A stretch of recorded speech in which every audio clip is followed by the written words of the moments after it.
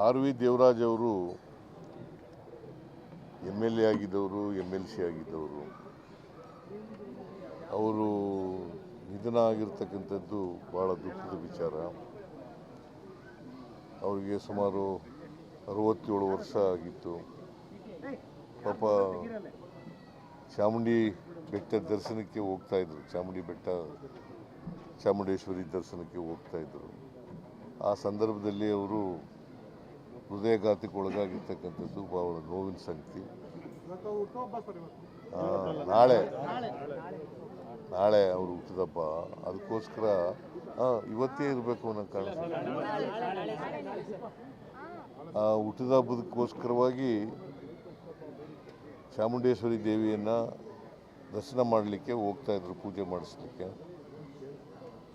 ಆ ಸಂದರ್ಭದಲ್ಲಿ ಮೈಸೂರಿನಲ್ಲಿ ನಿಧನರಾಗಿರ್ತಕ್ಕಂಥದ್ದು ಭಾಳ ನೋವಿನ ಸಂಗತಿ.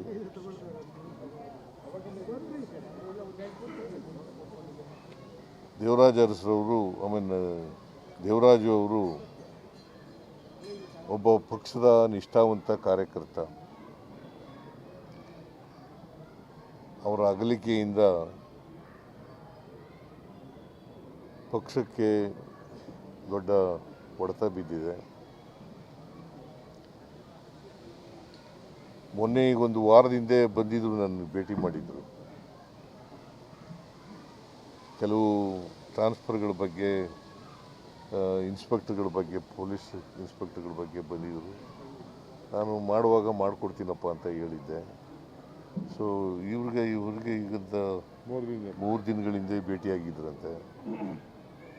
ಅಲ್ಲಿ ಅವ್ರಿಗೂ ಪಕ್ಷದ ವಿಚಾರವಾಗಿ ಭಾಳ ನಿಷ್ಠಾವಂತ ಕಾರ್ಯಕರ್ತ.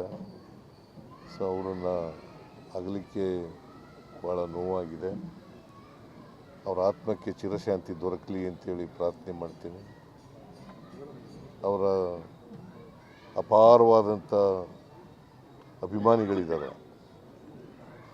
ಅವರ ಎಲ್ಲ ಅಭಿಮಾನಿಗಳಿಗೆ, ಅವರ ಕುಟುಂಬ ವರ್ಗದವರಿಗೆ ಅವರ ಸಾವಿನ ದುಃಖವನ್ನು ಭರಿಸ್ತಕ್ಕಂಥ ಶಕ್ತಿ ಕೊಡಲಿ ಅಂತೇಳಿ ಪ್ರಾರ್ಥನೆ ಮಾಡ್ತೀನಿ.